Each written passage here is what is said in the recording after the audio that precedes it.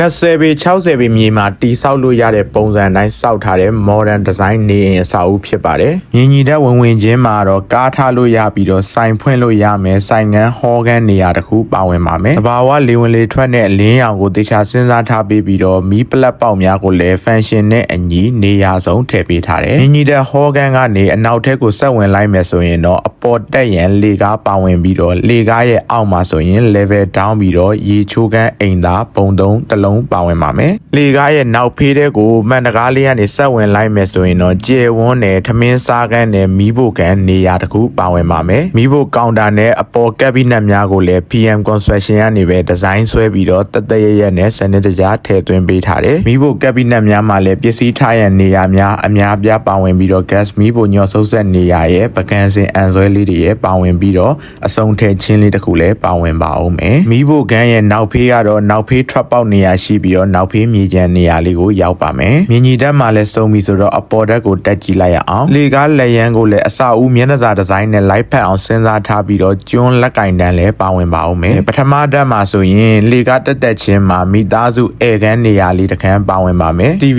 စင်ကိုလည်းစနစ်တကျနဲ့လှပအောင်ထည့်သွင်းပေးထားတယ်။လေကားရဲ့နောက်ဖေးကက်ရက်မှာတော့ master bedroom အကျယ်တစ်ခန်းဖြစ်ပါမယ်။မျက်နှာကျက်ဒီဇိုင်းများကိုလည်းသူ့စုံနဲ့သူကိုက်ညီအောင်ဒီဇိုင်းဆွဲပေးထားတယ်။တွဲရက်ပါဝင်တဲ့ရေချိုးခန်းအိမ်သာလေးပါဘိုးတိုင်းဘေးစင်ရှာဝါ fan light mechanical ventilation အတွက် exhaust fan တို့လည်းပြည့်စုံပါဝင်ပါတယ်။အဲကန်းရဲ့အရှိဘက်ကက်ရက်ခန်းမှာတော့ master bedroom အကျယ်ကြီးတစ်ခန်းပါဝင်ပါအောင်မယ်။ကျန်းငင်းများကိုလည်း laminated parquet များခင်းပေးထားပါတယ်။မျက်နှာစာဘက်မှာရှိတဲ့ breeze block screen နဲ့ကာရန်ထားတဲ့ပရိမောက်အကျယ်ကြီးတစ်ခုပါ။မျက်နှာစာဘက်ကိုထွက်ကြည့်လို့ရမယ်ဝရန်နာလေးတစ်ခုလည်းတသက်ရရက်နဲ့ပါဝင်ပါအောင်မယ်။တကားများအားလုံးကိုလည်းကျွန်းတကားများသုံးပေးထားပြီးတော့ polish တင်ပေးထားတယ်။တွဲရက်ပါဝင်တဲ့ပြည့်စုံပြီးတော့ကျစ်လက်တဲ့ရေချိုးခန်းအိမ်သာတစ်လုံးပါ။အဆောက်အဦရဲ့နေရာတိုင်းမှာတဘာဝလေဝင်လေထွက်နဲ့အလင်းရောင်ကောင်းကောင်းမွန်မွန်ရရှိရန်အဓိကထားပြီးတော့ planning လုပ်ပေးထားတယ်။လေကားအကျော်နဲ့ပြည့်ကောင်းမွန်ခြင်းလမ်းနဲ့အကျယ်ဝန်းလုံလောက်ခြင်းနဲ့တဘာဝလေဝင်လေထွက်အလင်းရောင်အတွက်စဉ်းစားထားခြင်းတို့ဖြစ်ပါတယ်။ဒုတိယဓာတ်ရဲ့လေကားကက်ရက်မှာတော့အောက်ထပ်နဲ့တပုံစံနဲ့ထပ်တူညီတဲ့ master အခန်းကျယ်တစ်ခန်းပါဝင်ပါမယ်။ circulation space ဖြစ်တဲ့ရှောက်လန်းများဟာလည်းလုံလောက်တဲ့အကျယ်ဝန်းရှိတာမလို့ပရိဘောဂများတည်ဆောင်ရမှာလည်းလွယ်ကူစေပါတယ်။ဒုတိယဓာတ်မှာနောက်ထပ်ပါဝင်တဲ့ master bedroom အခန်းတစ်ခန်းမှာရေချိုးခန်းအိမ်သာလေးလည်းတသက်ရရက်နဲ့တီးတန့်လေးပါဝင်ပါတယ်။အရှိဘက်ကိုရှောက်လန်းလေးကနေဆက်ဝင်လိုက်မယ်ဆိုရင်တော့ဖျားခန်းကိုရောက်ပါမယ်။ဖျားခန်းအကျယ်ဝန်းဟာလည်းလုံလောက်ကောင်းမွန်ပြီးတော့ဖျားကျောင်းဆောင်နေရာကိုလည်းတီးတန့်လေးထည့်သွင်းပေးထားတယ်။ဖျားကျောင်းဆောင်ရဲ့ဒီဇိုင်းကိုလည်းအိမ်ဒီဇိုင်းနဲ့လိုက်ဖက်ညီပြီးတော့ခမ်းနားမှုရှိစေရန်ဒီဇိုင်းဆွဲပြီးတော့ modern furniture နဲ့ပြုလုပ်ပေးထားတယ်။ဒါကတော့မျက်နှာစာဘက်မှာမြင်တွေ့ရတဲ့အခုံးအဝိုက်ပါဝင်တဲ့ပတင်းပေါက်တစ်ခုဖြစ်ပါတယ်။ဝရန်နာမှာလည်းဖျားပန်းလဲရန်ပေးစဉ်တစ်ခုတက်ဆင်ပေးထားတယ်။အိမ်လုံးရဲ့မျက်နှာကျက်ဒီဇိုင်းများကိုလည်းအစာဦးမျက်နှာစာဒီဇိုင်းနဲ့အညီလိုက်ဖက်ညီအောင်ဆွဲပေးထားပြီးတော့ space များကိုလည်းပေါ်လွင်အောင်ဇုံခွဲပေးထားတယ်။လေကားကနေဆက်တက်လိုက်မယ်ဆိုရင်တော့အပေါ် roof လက်ကိုထွက်တဲ့လေကအိမ်နေရာလေးရောက်ပါမယ်။လေကအိမ်ကနေအပြင်ကိုထွက်လိုက်မယ်ဆိုရင်တော့မိသားစုများနားနေလို့ရမယ်။ roof လက်အဖြစ်အသုံးပြုလို့ရမယ်။ garden အဖြစ်အသုံးပြုလို့ရမယ်နေရာလေးတစ်ခုပါဝင်ပါမယ်။ view လေးလည်းအရန်လာပါတယ်။ roof လက်ပေါ်မှာလည်းရေအသုံးပြုလို့ရရန်နဲ့ power မီးပလက်အသုံးပြုလို့ရရန်လည်းပြည့်စုံစ